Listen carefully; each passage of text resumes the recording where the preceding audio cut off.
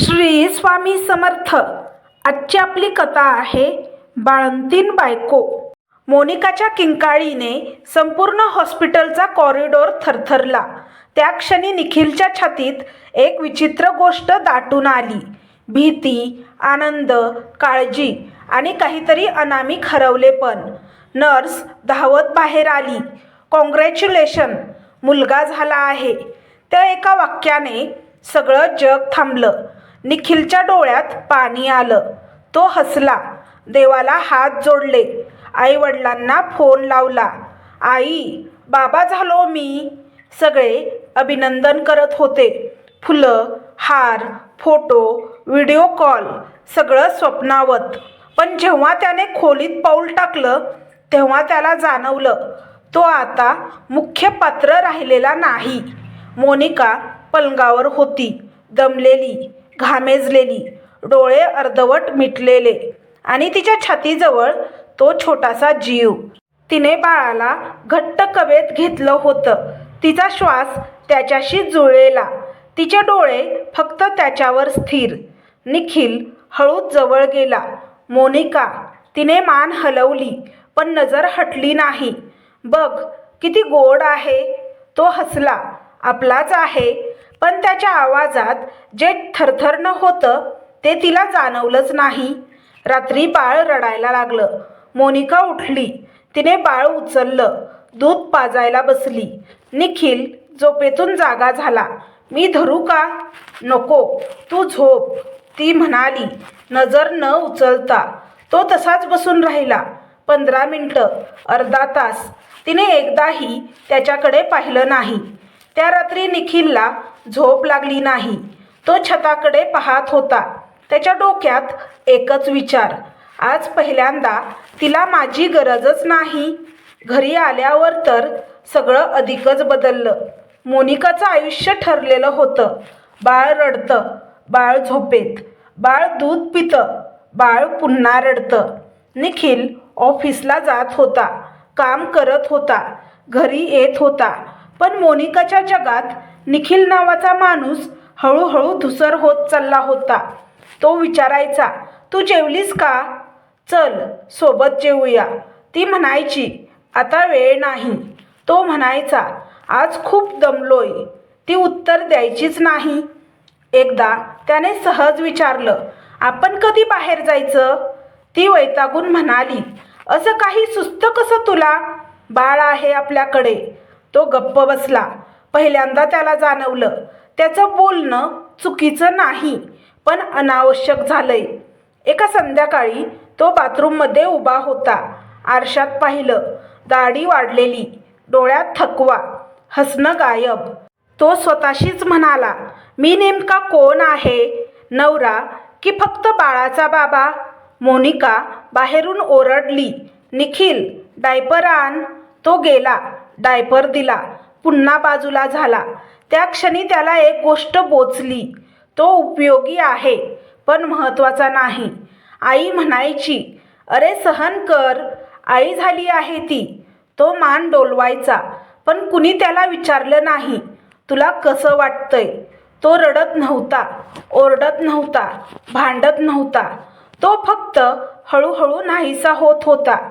रात्री तो बाळाकडे पाहायचा, मोनिकाकडे पाहायचा आणि मनात म्हणायचा, तू आई झालीस पण मी तुझा नवरा होतो, तो कुठे गेला?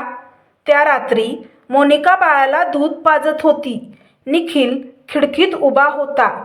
बाहेर पाऊस पडत होता. घरात शांतता होती. निखिलने स्वतःशीच पुटपुटलं, मी घरात आहे पण या घराचा भाग राहिलो नाही. आणि त्या क्षणी कथा खरी अर्थाने सुरू होते. घरात बाळाचा आवाज सतत घुमत होता. कधी रडणं, कधी हुंदका, कधी छोट्याशा श्वासांचा आवाज. पण निखिलला जाणवत होती ती एक वेगळी शांतता. मोनिकाची शांतता. ती त्याच्याशी भांडत नव्हती. ती त्याच्यावर रागवत नव्हती. ती त्याला जास्त बोलत नव्हती आणि हेच त्याला जास्त बोचत होतं. सकाळी निखिल लवकर उठायचा. ऑफिसला जायचं होतं पण उठण्याचं कारण ऑफिस नव्हतं. घरात स्वतःसाठी जागा शोधणं होतं. तो हळूच स्वयंपाकघरात यायचा, चहा करायचा. मोनिका पलंगावर बसलेली, बाळ तिच्या मांडीवर, डोळे अर्धवट मिटलेले. चहा घेणार? तो विचारायचा. आत्ता नाही, ती म्हणायची. नजर बाळावरच. तो चहा एकटाच प्यायचा. टेबलावर 2 कप ठेवायची सवय होती. आता एकच कप ठेवला जात होता आणि निखिलला ते जास्त जाणवत होतं. ऑफिसमध्ये सगळे म्हणायचे, अरे वा, बाबा झालास, पार्टी कधी? तो हसायचा, लवकरच. पण मनात एकच प्रश्न, मी बाबा झालो, पण मी कोणासाठी खास राहिलो? लंच ब्रेकमध्ये तो फोन काढायचा, मोनिकाला मेसेज टाईप करायचा, तू कशी आहेस? पण पाठवायचा नाही, कारण उत्तर आधीच माहीत असायचं. बाळ झोपत नाही. कधी कधी वाटायचं, ती उत्तर देईल तरी काय? तिच्या डोक्यात जागाच उरलेली नाही. संध्याकाळी निखिल घरी यायचा. दार उघडताच बाळाचा रडण्याचा आवाज, मोनिकाचा दमलेला चेहरा, घरभर पसरलेला पसारा. आलास? ती विचारायची. तो म्हणायचा, हो, इतकंच. तो बाळाकडे पाहायचा, त्याला उचलायचा. पण मोनिका लगेच म्हणायची, जपून, मान धर नीट. तो उचलायचा, हात थरथरायचे. बाळ रडायला लागलं. दे मला, ती म्हणायची. तो पुन्हा बाळ तिला द्यायचा. त्या क्षणी त्याला जाणवत होतं, तो बाबा आहे, पण दुय्यम. घरात एक जुनी खुर्ची होती, कोपऱ्यातली. निखिल तिथे बसायचा, मोबाईल स्क्रोल करायचा किंवा फक्त भिंतीकडे पाहायचा. मोनिकाला त्याचं बसणं दिसायचं, पण तिला विचारायची शक्ती उरली नव्हती. तू कसल्या विचारात आहेस? आणि निखिलही बोलायचा नाही, कारण त्याला वाटायचं, ती आधीच थकली आहे, मी का अजून ओझं टाकू? एका रात्री सगळे झोपलेले. निखिल बाथरूममध्ये गेला. आरशात पाहिलं, डोळे लाल, चेहरा उतरलेला. तो हळूच स्वतःशी बोलला, तू कधी एवढा एकटा झालास? उत्तर नव्हतं. तो विचार करू लागला. लग्नाआधी मोनिका कशी होती? किती बोलकी, किती हट्टी. आता ती फक्त आई होती आणि तो फक्त पाहणारा. आईने एकदा फोनवर विचारलं, मोनिका कशी आहे? तो म्हणाला, बाळात गुंतलेली. आई हसली, तेच योग्य आहे. बायका असंच करतात. फोन ठेवल्यावर निखिल बराच वेळ शांत बसून राहिला. त्याला तिला सांगायचं होतं, मला ती परत हवी आहे. पण तो शब्द कुणाला सांगणार? मोनिकासाठीही ही सगळं सोपं नव्हतं. ती रात्री एकटी रडायची. बाळ झोपल्यावर तिचं शरीर दुखायचं, डोकं दुखायचं, झोप अपुरी. तिला जाणवत होतं, निखिल दूर जातोय, पण तिला जवळ बोलावण्याची ताकदच नव्हती. ती स्वतःशी म्हणायची, थोडे दिवस, मग सगळं ठीक होईल. पण दिवस जात होते आणि अंतर वाढत होतं. त्या रात्री निखिल खिडकीत उभा होता, मोनिका पलंगावर, बाळ झोपलेलं. घर शांत होतं. निखिलच्या डोळ्यात पाणी होतं, पण तो रडला नाही. त्याने स्वतःशीच पुटपुटलं, मी तिला दोष देऊ शकत नाही, पण मी स्वतःला विसरतोय. त्या रात्री घरात काहीतरी वेगळंच होतं. बाळ झोपलेलं होतं, पण निखिल आणि मोनिका दोघांनाही झोप येत नव्हती. घरात शांतता होती, पण ती शांतता सुखाची नव्हती. ती दाबलेली होती, जणू कुठल्याही क्षणी फुटणार. निखिल खूप वेळ खिडकीत उभा होता. बाहेर अंधार, पावसाचे थेंब काचेला आपटत होते. त्याच्या छातीत काहीतरी साचत गेलं होतं, दिवसांचे, रात्रीचे, न बोललेल्या वाक्यांचे. मोनिका बाळाजवळ बसलेली होती. त्याच्या अंगावर चादर नीट घालत होती. तिच्या हालचाली यंत्रासारख्या झाल्या होत्या. मोनिका, निखिलचा आवाज थोडा थरथरला. तिने मान वर केली. काय? इतक्या साध्या प्रश्नात इतकी दुरावलेली भावना होती की निखिलच्या छातीत कळ उठली. आपण बोलूया का थोडं? ती क्षणभर थांबली, मग थकलेल्या आवाजात म्हणाली, आत्ता नाही निखिल, खूप दमलेय. तेच वाक्य, नेहमीचं. त्या एका वाक्याने निखिलचा शेवटचा संयम तुटला. तू नेहमीच दमलेली असतेस, तो अचानक म्हणाला. मोनिकाने आश्चर्याने त्याच्याकडे पाहिलं. म्हणजे मी कधी बोलायचं? त्याचा आवाज चढला. मी कधी तुझा नवरा असतो? ती उठून बसली. हे काय बोलणं आहे? निखिल पुढे आला, डोळ्यात पाणी, पण आवाज कठोर. बाळ जन्मल्यापासून तुझ्या आयुष्यात माझं अस्तित्वच नाही. मोनिकाचा श्वास अडखळला. निखिल, तू समजून घे. मी खूप समजून घेतलं, तो जवळजवळ ओरडला. मी गप्प राहिलो, मी मागे राहिलो, पण मीही माणूस आहे. मोनिकाच्या डोळ्यात पाणी आलं. ती पहिल्यांदा रडत होती निखिल समोर. तुला वाटतं मला सोपं आहे? तीही आता थरथरत बोलत होती. दिवस रात्र शरीर दुखतंय, झोप नाही, डोकं फुटेल असं वाटतंय, पण तुला ते दिसत नाही. ती पुढे म्हणाली, कारण तू फक्त स्वतःचं दुखणं पाहतोयस. निखिल थांबला. ती पुढे बोलत राहिली, जणू महिन्याचं ओझं उतरवत होती. मी आई झाली आहे निखिल, पण मी आधी वेगळी एकटी होते आणि आता माझ्यावर जिम्मेदारी आली आहे. मीही स्वतःला हरवते. निखिल हळू आवाजात म्हणाला, मला फक्त तू हवी आहेस, जशी तू आधी होतीस. मोनिकाने डोळे मिटले, डोकं हलवलं. ती मोनिका आता नाही. ती म्हणाली, ती आई झालीये. क्षणभर शांतता. मग ती म्हणाली, पण याचा अर्थ असा नाही की मला तुझी गरज नाही. निखिलचे डोळे भरले. मग तू कधी दाखवलं का नाही? तो कुजबुजला. कधी हात धरलास? कधी विचारलंस, निखिल तू कसा आहेस? मोनिका कोसळली. ती पलंगावर बसली. डोळ्यातून पाणी ओघळत होतं. मला माहीतच नव्हतं तू इतका एकटा झालायस. ती रडत म्हणाली, पण तूही मला विचारलं नाहीस. मी पण एकटी झाले आहे. बाळाची सगळी जिम्मेदारी माझ्यावर आलेली आहे. दोघेही शांत बसले.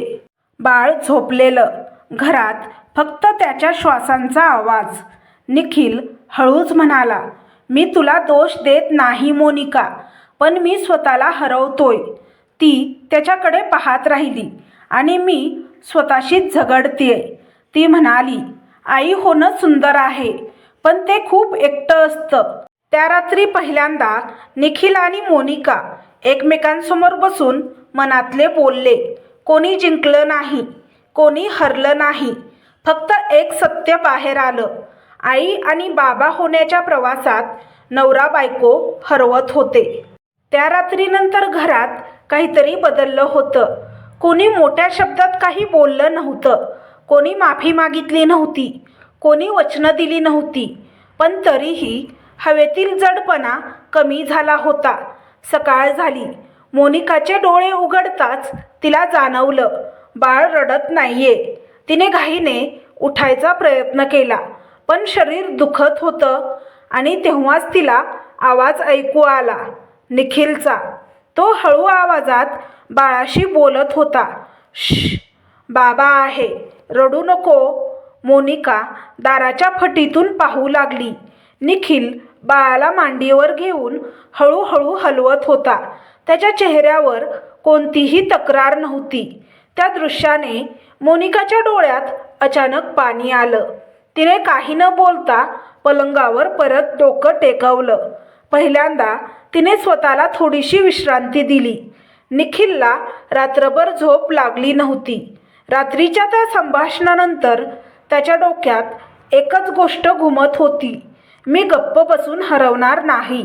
त्याला माहीत होतं मोनिकाचं दुखणं खरं आहे, पण त्याचंही तितकंच खरं आहे. म्हणून त्याने ठरवलं, आजपासून बदल बोलून नाही, कृतीतून दाखवायचा. त्या दिवशी निखिल ऑफिसला गेला नाही. त्याने मोनिकाला सांगितलंही नाही. ती उठेपर्यंत तो घरातच होता. तो स्वयंपाकघरात गेला. स्वतःहून दूध गरम केलं, भाजी केली, वरण भाताचा कुकर लावला. स्वयंपाक नीट जमला नाही. भाजीत थोडी जळली, डाळ सैल झाली, पण त्याला त्याची लाज वाटली नाही. तो मोनिकाजवळ गेला. तू जेव, मी बाळ बघतो. ती त्याच्याकडे पाहत राहिली. खरंच तिचा आवाज खूप हळू होता. हो, तो म्हणाला, तू आता बायकोच्या भूमिकेत राहा. आईची भूमिका थोडा वेळासाठी बाजूला ठेव. मोनिकाच्या हातातून चमचा खाली पडला. ती जेवत असताना रडत होती. मोठ्याने नाही, हळू, कोणी पाहू नये अशी. कारण ते रडणं दुःखाचं नव्हतं, ते सुटकेचं होतं.